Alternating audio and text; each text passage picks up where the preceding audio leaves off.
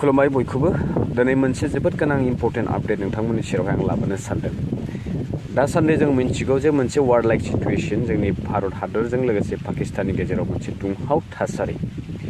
दिनै पलिटिक्सनि सोमोन्दै आं सावरायनो सानाखै, नाथाय मोनसे एवेयारनेस नोंथांमोनजोंहाय शेयार खालामनो सानदों। बेनो जाहैबाय दिनै जोङो बयबो गोबांथार समावनो समखौहाय बारहोलांनो थाखाय सम मोनब्लानो जोङो मबाइलजोंहाय गोबां सिथाबनानै थायो, बायदिसिना प्लेटफर्माव जोङो समखौहाय गारो।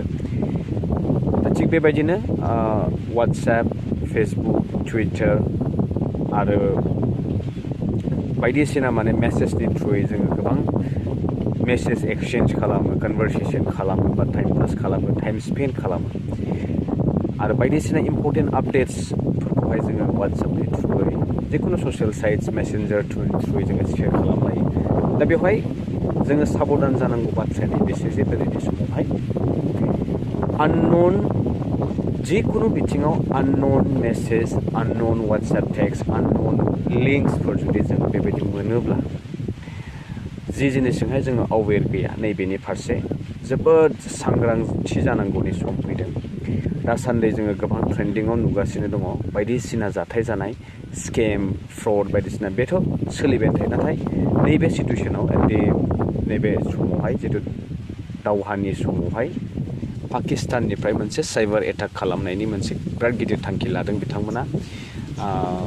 स' नैबेनि थ्रुयैनो मोनसे एलार्ट फोसावदों जे जिखुनु आननन टेक्स्ट, आननन लिंक बा आननन नाम्बार फन कल्स मेसेजेस फैयोब्ला बेखौहाय अपेन खालामनाङा बा बे लिंक्सफोरावहाय क्लिक खालामनाङा, लोगोसेनो बे टेक्स्टनि फारसे रिप्लाइ हरनाङा आरो फन कल्स 5-10 सेकेन्डनि बिथोराव बे कलखौहाय डिसकानेक्ट खालामना लानांगौ बा बेखौ रिप्लाइ होनाङा, रेसपन्स होनाङा। नैबेफोरबायदि मोनसे एलार्ट फोसावदों आरो बे थारैनो जोंनि थाखाय सांग्रांथि जानायनि सम। दिनैनि समावहाय साइबार एटाकजोंहाय नोंथांमोननि फट', पिक्चार्स, प्रफाइलफोरखौबो फेसबुकफोराव प्रफाइल पिक्चार्सफोरखौ लक खालामनानै दोननांगौ। मेसेन्जार्सफोराव थाङोब्ला आननन मेसेजफोरनि रिप्लाइफोरखौ दाहोलाबाय आरो बेबायदिनो आननन लिंक्सफोर जुदि मोनदोंब्ला बेफोरखौहाय क्लिक खालामलाबायनाङा। एन्ड टिनेजार्सफोरनि थाखाय मोनसे बा जायफोरा हरनि समावहाय बेफोरबायदि भिडिअफोरखौ नायो, नोंथांमोनाबो एसे अवेर था। बायदिसिना लिंक्सफोरावहाय क्लिक खालामनानैहाय जानला मेनला पेजावहाय थांनो नाङा आरो बायदिसिना एड्सफोरखौ नायनाङा, एडनि थ्रुयैबो बायदिसिना लिंक्सआवहाय। स' बेनिखायनो नैबेनि फारसे अवेरनेस, सांग्रांथि जानानै थानांगौ आरो हाजासे नैबे भिडिअ, नैबे खौरांखौहाय बयनिसिमबो शेयार खालामहरनो दाबाव। नोंथांमोननि रिलेटेड फ्रेन्ड्स, बायदिसिना रिलेटिभ्सफोरनो बेखौ शेयार खालामहर, जाहाथे बे मेसेजखौ, खौरांखौ बयबो मोनो।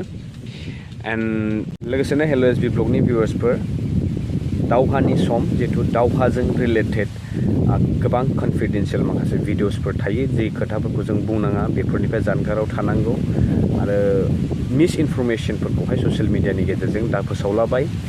एक्जेक्ट एक्युरेसि भिडिअफोरखौ नोंथांमोना नायनोबा फल' खालाम। गभर्नमेन्टनि अफिसियेल्स माखासे नटिफिकेसनफोर फैगासिनो दङ, बिथांमोननि आपडेट्स होनायफोर फैगासिनो दङ।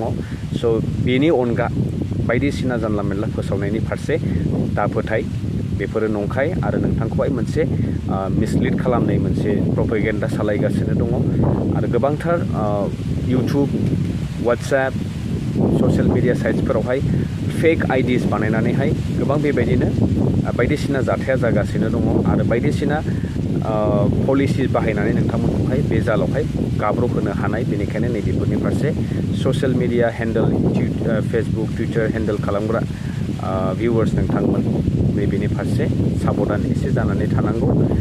नैबेखिनिखौनो खावलायनाय थाबाय। दिनैनि भिडिअआवहाय लोगो मोनबावसिगोन नेक्स्ट भिडिअ। टिल देन स्टे टिउन, बाय बाय।